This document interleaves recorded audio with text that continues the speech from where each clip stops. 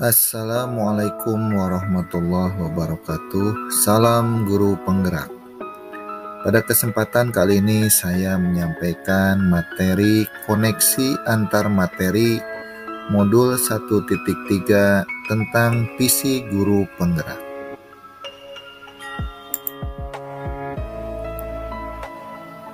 Perkenalkan, nama CGP N. Karsono, PP Ibu Yopi Sopianti, dan fasilitator Bapak Padlan Padilla.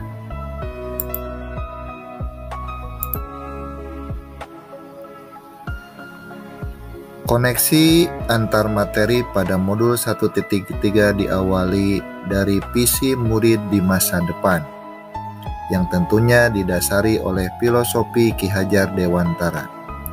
Didasari juga visi guru penggerak, serta nilai dan peran guru penggerak.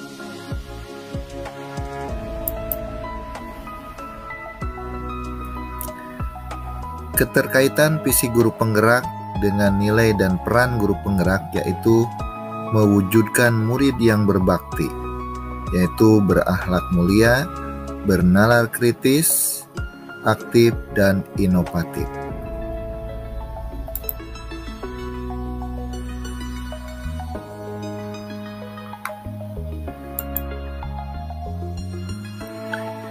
Kesimpulan keterkaitan materi yang berdasarkan filosofi Ki Hajar Dewantara yaitu menuntun segala kodrat yang ada pada anak-anak agar selamat dan bahagia.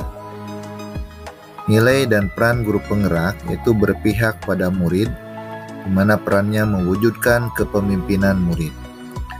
Paradigma inquiry apresiatif diawali dari prakarsa perubahan atap, yaitu dimulai dari aset, tantangan, aksi, dan pembelajaran.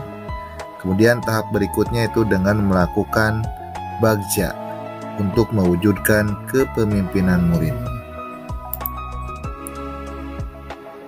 Rumusan visi guru penggerak yaitu terwujudnya murid yang berbakti, yaitu singkatan dari berakhlak mulia, bernalar kritis, aktif, dan inovatif.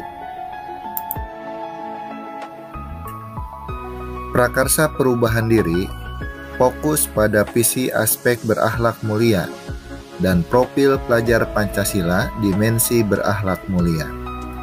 Prakarsa perubahannya adalah mewujudkan kepemimpinan murid melalui peningkatan berakhlak mulia, subelemen dimensi berakhlak mulia, profil pelajar Pancasila. Rancangan strategis perubahan tahapan bagja, yaitu singkatan dari B-nya buat pertanyaan, kemudian A-nya ambil pelajaran, G-nya gali mimpi, J-nya jabarkan rencana, dan A-nya atur eksekusi.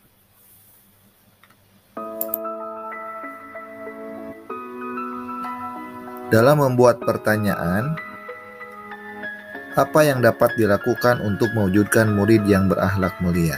Tindakan yang dapat dilakukan adalah menjalin komunikasi dan bertukar pikiran dengan kepala sekolah tentang kegiatan yang akan dilakukan.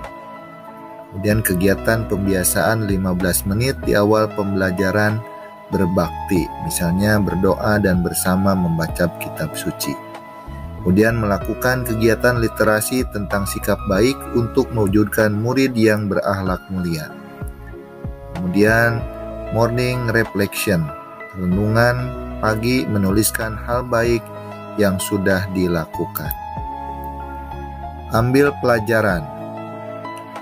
Pertanyaan yang bisa disampaikan adalah aktivitas apa saja yang dapat dilakukan murid untuk memunculkan akhlak mulia dalam dirinya.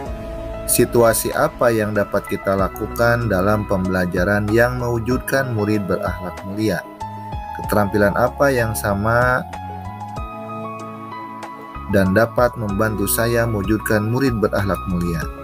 Tindakan yang dapat dilakukan adalah memberi contoh nyata cara mewujudkan murid berakhlak mulia. Momen hari besar agama dan juga pembiasaan yang berkaitan dengan peningkatan akhlak mulia.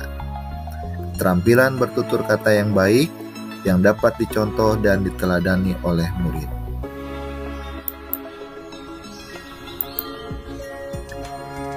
G. Gali mimpi. Pertanyaan yang bisa dilakukan adalah apa kebiasaan-kebiasaan baru yang dapat dimunculkan untuk mewujudkan murid berakhlak mulia. Tindakan yang dapat dilakukan adalah membuat deskripsi sikap untuk memberikan apresiasi kepada murid-murid yang senantiasa konsisten dalam mewujudkan murid berakhlak mulia. Memajang pencapaian yang telah dilakukan siswa dan memberikan apresiasi dengan cara pujian atau student of month.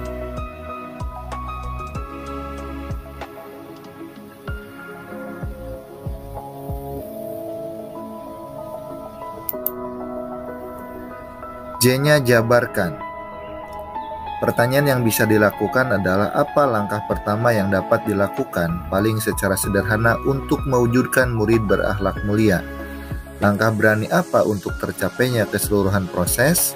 Bagaimana setiap orang dapat berperan untuk mewujudkan murid berakhlak mulia? Bagaimana cara mengontrol agar tetap sesuai rencana?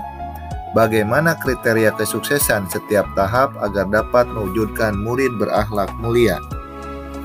Tindakan yang dapat dilakukan: menyusun tabel program ketercapaian waktu, melakukan koordinasi dengan kepala sekolah atau guru terkait rencana yang akan dijalankan, pembagian tugas dengan cara menuliskan laporan atau refleksi kegiatan yang telah dilakukan, adanya perubahan sikap dan kebiasaan ke arah positif.